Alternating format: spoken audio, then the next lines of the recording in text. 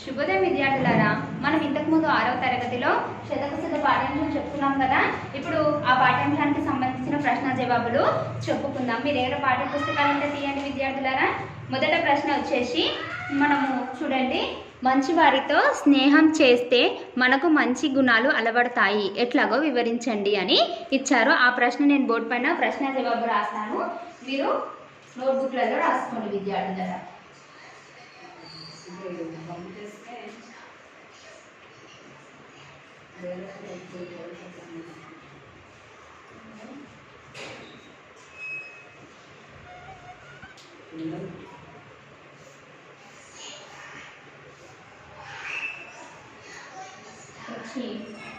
మంచి వారితో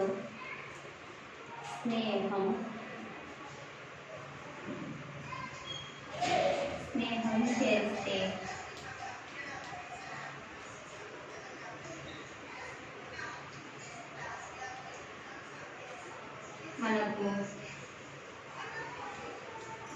మనకు మంచి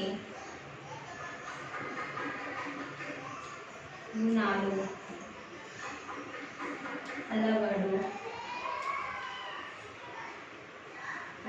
అలవడతాయి, ఎట్లాగో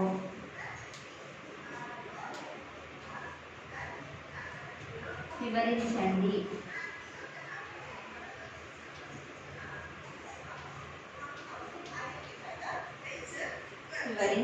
నెక్స్ట్ జవాబు వచ్చేసి విద్యార్థులారా, వచ్చేసి మనము పద్యంలో చదువుకున్నాం కదా, నీళ్ళ వచ్చేసి నీళ్ళలో కాలిన దాంట్లో ఇనుము పైన నీళ్ళు చడితే అది ఆవిరైపోతాయని తెలిసి చదువుకున్నాం కదా. నీళ్లు కాలిన ఇనుము మీద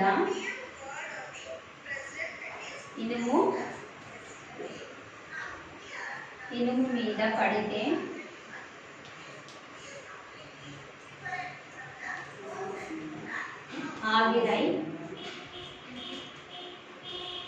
ఆవిరైపోతాయి. ఆ నీళ్ళే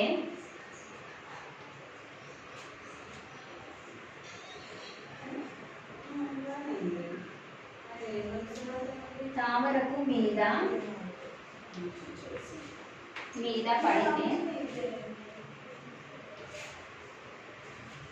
పడితే ముత్యంలా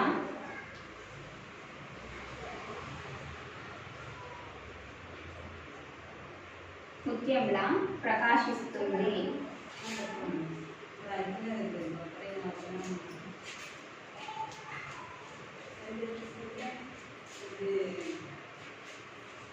ఆ నీళ్ళే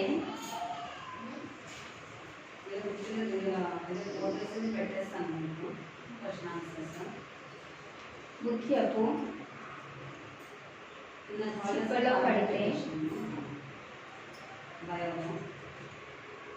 చిప్పలో పడితే మళ్ళా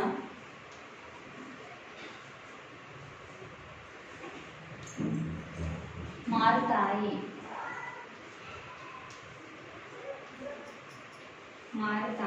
అట్లాగే మనిషి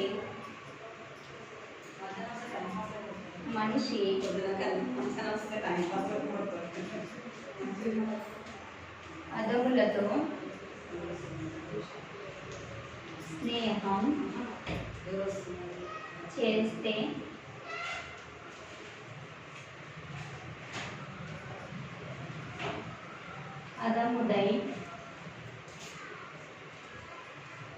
అదముడవుతాడు.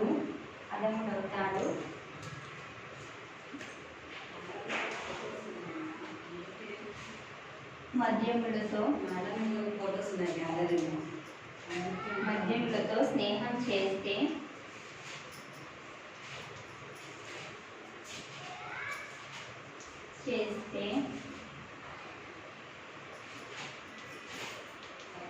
మద్యముడవుతాడు.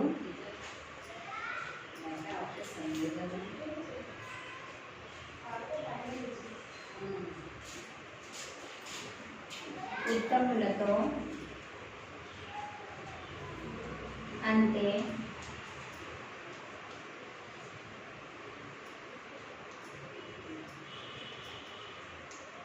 మంచి వారితో స్నేహం చేస్తే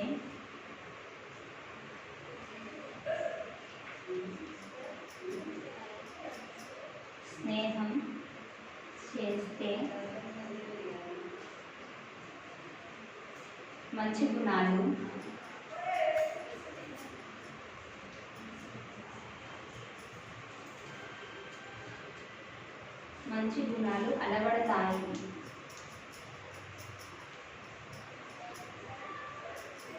అలవడతాయి. కాబట్టి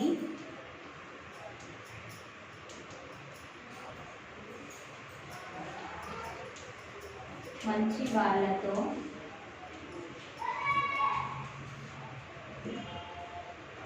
వాళ్ళతోనే స్నేహం చేయాలి. చూడండి విద్యార్థులారా, మనకు ప్రశ్న ఏమి ఇచ్చారంటే మంచి వారితో స్నేహం చేస్తే మనకు మంచి గుణాలు అలవడతాయి, ఎలాగో వివరించండి అని ఇచ్చారు. అయితే నీళ్లు కాలిన ఇనుము మీద పడితే ఆవిరైపోతాయి కదా. చూడండి, మీరు కాలిన ఏదైనా పెనం కానివ్వండి, సమ్రేట్ మీద కానివ్వండి, నీటి బిందువులో వేస్తే అది ఆవిరైపోయి ఆకాశంలోకి వెళ్ళిపోతాయి. అట్లనే ఆ నీళ్ళు తామరాకు మీద పడింది అనుకోండి, ముత్యంలాగా ప్రకాశిస్తుంది. ఏదైనా ఒక ఆకు తీసుకోండి, ఆకు పైన ఒక డ్రాప్, ఒక చుక్క నీళ్లు వేసినారనుకోండి, అది ముత్యంలాగా కనబడుతుంది. అట్లాగే అదే నీళ్లు ముత్యపు చుక్కలో పెడితే ఒక మనులాగా ప్రకాశిస్తాయి. అట్లాగే మనిషి కూడా అధములతో చేరితే అధముడు అవుతాడు, మధ్యములతో చేరితే మధ్యముడు అవుతాడు, ఉత్తములతో చేరితే ఉత్తముడు అవుతాడు అని అంటున్నాడు. అంటే చెడ్డవారితో స్నేహం చేస్తే చెడు వ్యక్తిగా మారిపోతాడు. మధ్య వ్యక్తి అంటే చెడు మంచి ఇట్లా రెండు సమపుగా ఉన్న వ్యక్తితో స్నేహం చేస్తే ఆ విధంగా, లేదా మంచి వారితో స్నేహం చేస్తే మంచి వ్యక్తిగా ఈ విధంగా మారతాడని మనం ఈ విధంగా జవాబు రాసాం. మీ పాఠ్య పుస్తకాలను రాసుకోండి విద్యార్థులారా, మీ నోట్బుక్లలో రాసుకోండి అందరూ. దీని తర్వాత మనం ఇంకొక ప్రశ్న రాసుకుందాం. రాస్తున్నారా విద్యార్థులారా? సరే, నెక్స్ట్ రెండో ప్రశ్న రాస్తున్నాను బోర్డు పైన, చూడండి.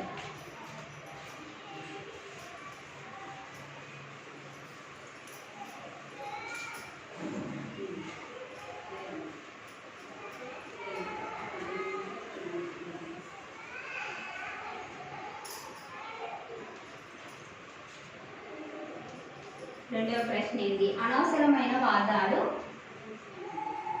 వాదాలకు పోవద్దు ఎందుకు?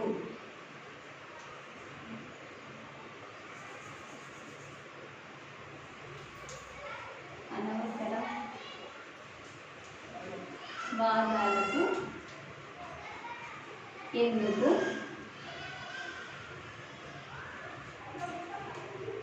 పోవద్దు? ఎందుకు పోవద్దు అని అంటున్నారనమాట. జవాబు వచ్చేసి విద్యార్థులారా చూడండి, అనవసరమైన వాదాలకు పోతే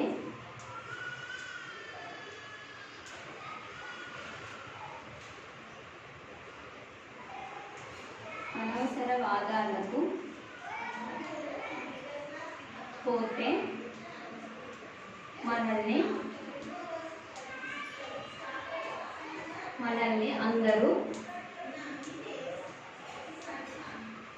శత్రువులుగా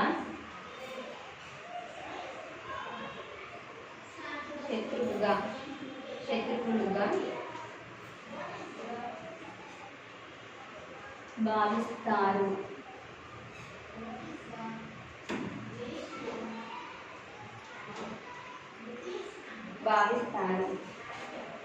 చెడ్డ పేరు వస్తుంది.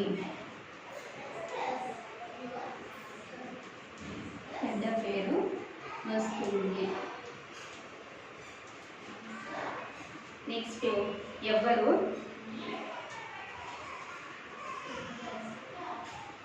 మనతో స్నేహం చేయడానికి ఇష్టపడరు.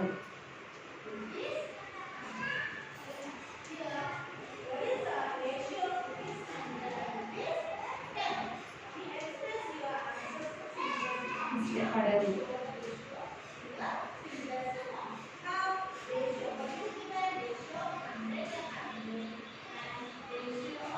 ఎవరి పట్ల భేదభావం చూపకుండా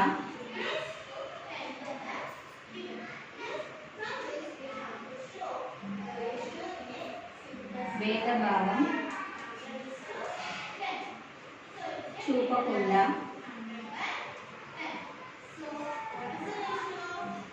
భేదభావం చూపకుండా అందరితో కలిసి మెలిసి ఉండాలి.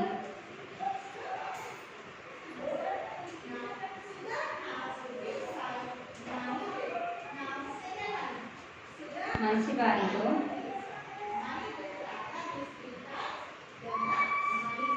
మంచి వారికి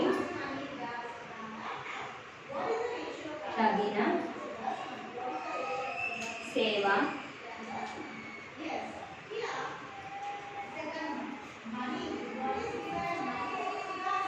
చేయాలి.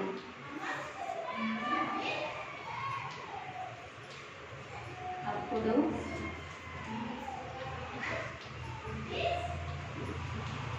సంతోషంగా గడపవచ్చు.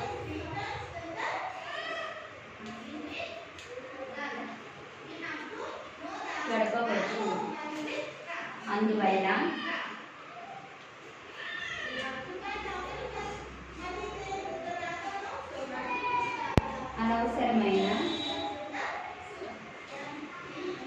అనవసర వాదాలకు పోకూడదు.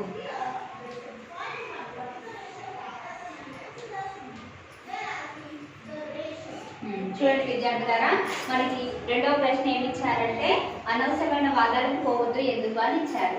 అనవసరమైన వాదాలకు పోతే మనల్ని అందరూ శత్రువుగా భావిస్తారు, చెడ్డ పేరు వస్తుంది, ఎవరు మనతో స్నేహం చేయడానికి ఇష్టపడరు, ఎవరి పట్ల కూడా భేదభావం చూపకూడదు, అందరితో కలిసిమెలిసి ఉండాలి, మంచి వారికి తగిన సేవలు చేయాలి.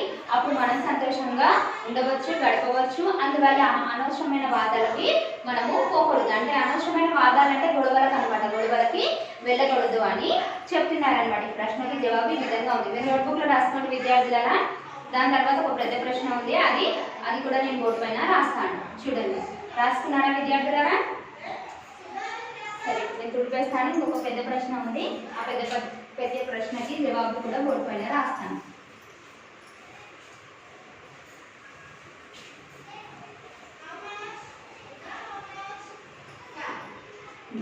నెక్స్ట్ ఏంటి వచ్చి శతక పద్యాల ద్వారా వచ్చేసి రెండవ బిట్లో మొదటి ప్రశ్న, శతక పద్యాల ద్వారా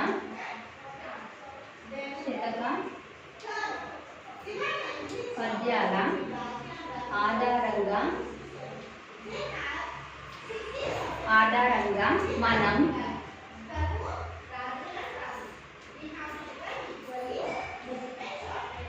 చేయకూడనివి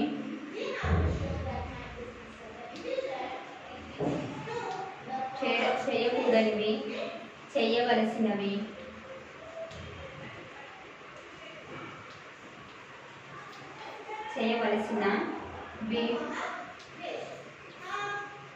పట్టిక తయారు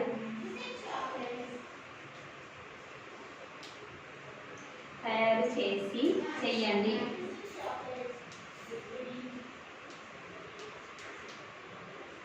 నెక్స్ట్ వన్ చూడండి విద్యార్థులారా, ఇక్కడ వచ్చేసి శతక పద్యాల ద్వారా జవాబు శతక పద్యాల ఆధారంగా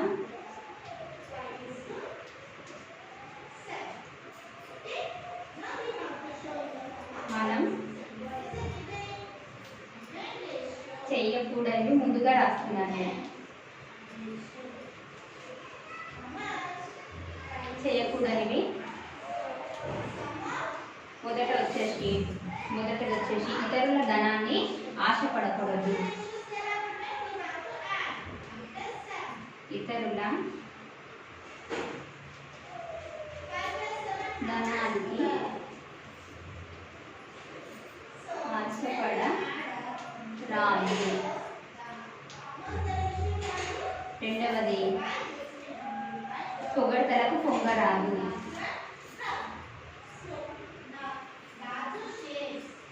పొగడ్తలకు పొంగి పోరాదు.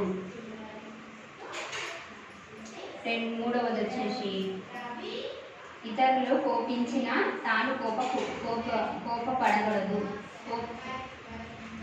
లేదంటే మనం ఇంకోటి రాద్దాం. పుత్రులు, మన పద్యాలు ఉన్నాయి కదా, దాంట్లో నుంచి పుత్రులు పుట్టలేదని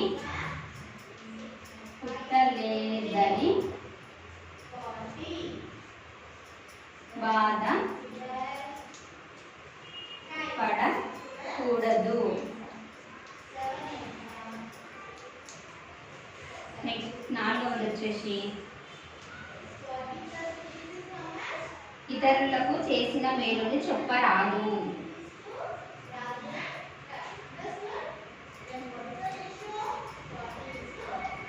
ఇతరులకు చేసిన మేలుని చెప్పరాదు.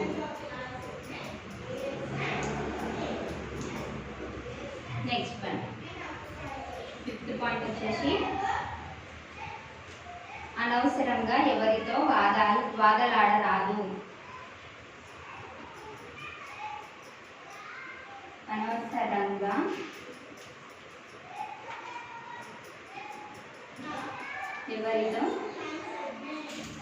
ఎవరితోనూ వాదులాడరాదు. నెక్స్ట్ ఇంకా 2 పాయింట్స్ ఉన్నాయి విద్యార్థులారా, నేను ఇక్కడ కంటిన్యూ చేస్తాను.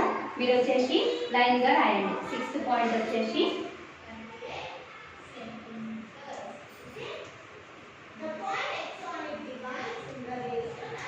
ఎవరి పట్ల భేదభావం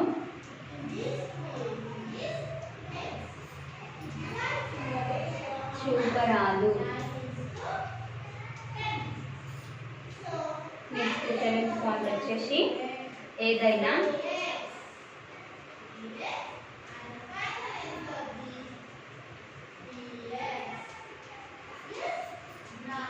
తప్పు చేస్తే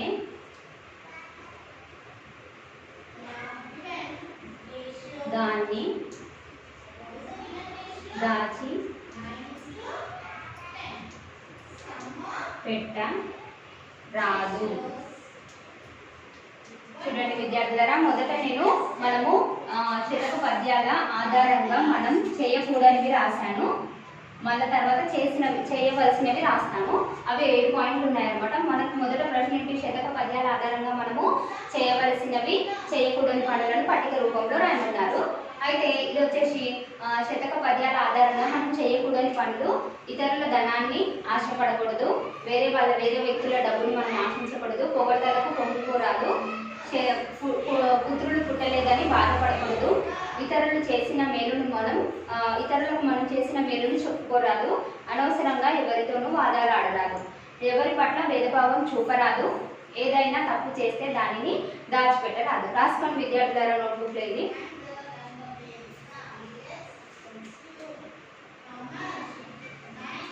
రాసుకున్నారా? ఇప్పుడు మనం చేయవలసిన పనులను రాద్దాం. ఓకేనా విద్యార్థులారా?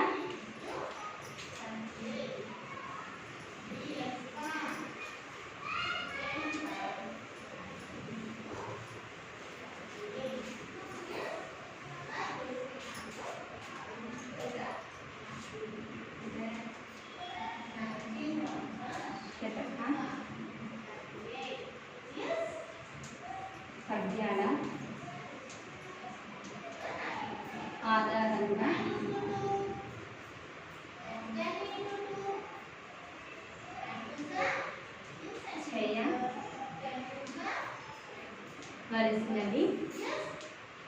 మనం చేయవలసినవి మొదటిది ఏంటి అంటే స్త్రీలను సోదరులుగా చూడాలి. అంటే ఒక అక్క చెల్లెలాగా చూసుకోవాలి అని అంటున్నారనమాట. స్త్రీలను సోదరులాగా సోదరునిలాగా చూసుకోవాలి, మెలగాలి, వాళ్ళతో ఉండాలి, మెలగాలి అన్న ఒకటి అన్నమాట. నెక్స్ట్ వన్, ఇతరుల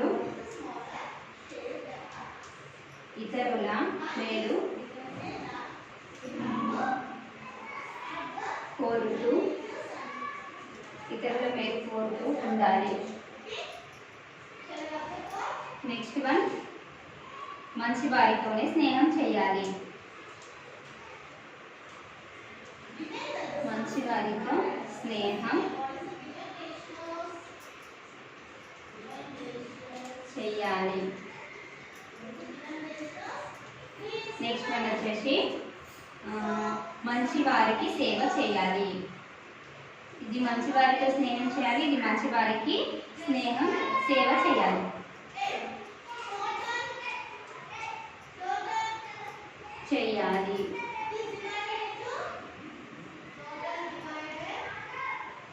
నెక్స్ట్ వన్, ఐదవది ఏమి ఇచ్చారు? తాము చేసిన తప్పును ఒప్పుకోవాలి. తాము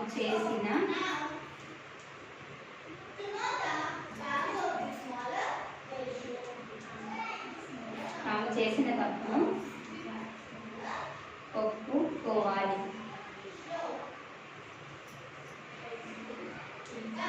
నెక్స్ట్ వన్, ఆరవది వచ్చేసి ఇక్కడ రాస్తున్నాను విద్యార్థులారా, రాసుకుంటే ఆరవది వచ్చేసి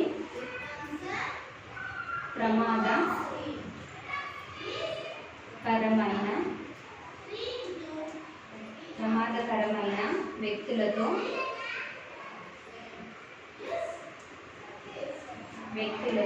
జాగ్రత్తగా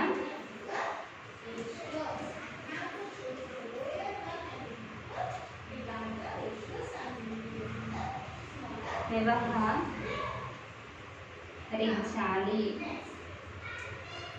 చూడండి, మనం ఇప్పుడు ఏం చేస్తున్నాము?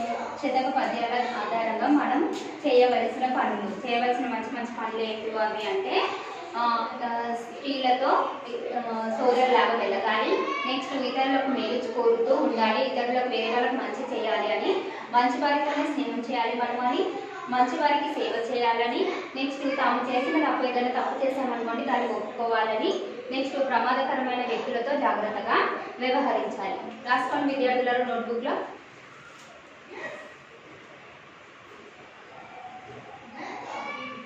దీని తర్వాత మనం సొంత వాక్యాలు చెప్పుకుందాం.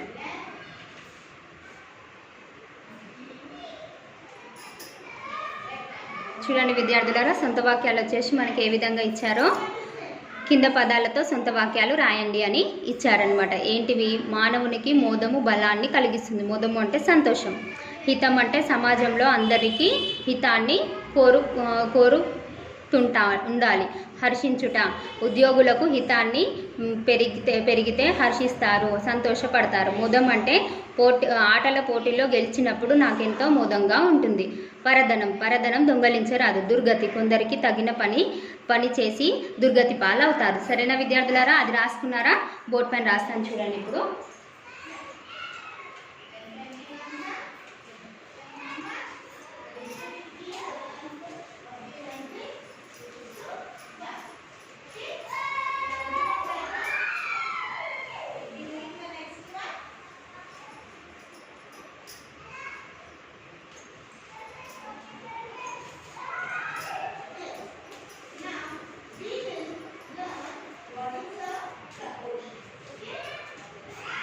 పదజాల వినియోగం.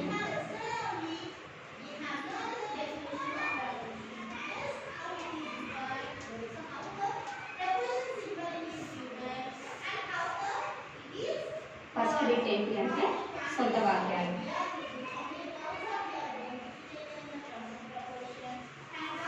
కింద పదాలతో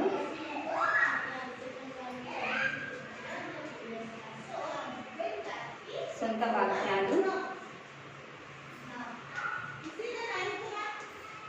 వాక్యాలను రాయండి. నెక్స్ట్ చూడండి విద్యార్థులారా, మొదటిది వచ్చేసి హితం.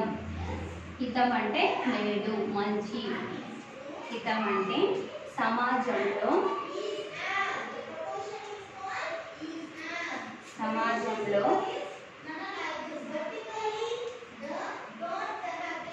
అందరి హితాన్ని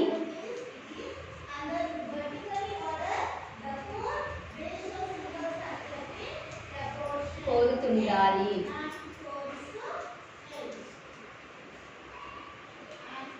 నెక్స్ట్ పరదనం.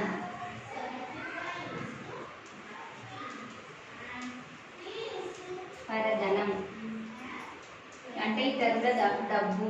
పరదనం దొంగలించరాదు. కొందరు దొంగలిస్తూ ఉంటారు కదా, దొంగలించరాదు.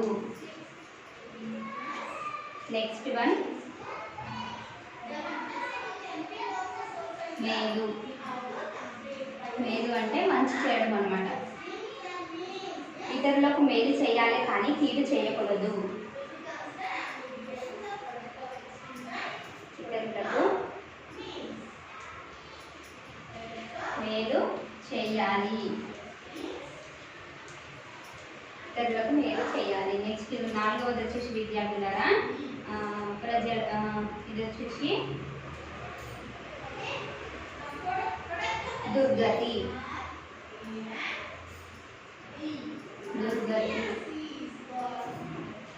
దుర్గతి కొందరు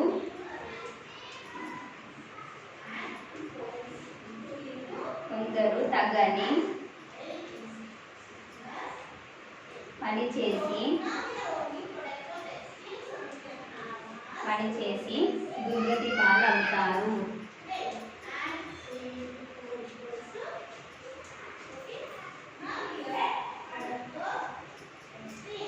చూడండి, మనకి సొంత వాక్యాలు వచ్చేసి కింద పదాలను ఉపయోగించేసి సొంత వాక్యాలు రాయండి.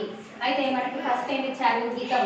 సమాజంలో అందరికీ హితాన్ని కోరుతుండాలి మనము. పరధనం అంటే ఇతరుల ధనాన్ని మనము దొంగలించరాదు. మేలు చేయటం అంటే ఇతరులకు మేలు చేయాలి. దుర్గతి అంటే కొందరు తగని పని చేసి దుర్గతి పాలవుతుంటారు అని.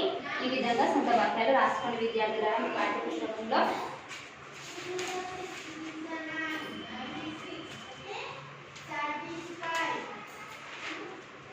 రాసుకున్నారా విద్యార్థులారా? మిగతావి మనం నెక్స్ట్ తరగతిలో చెప్పుకుందాం. ధన్యవాదాలు.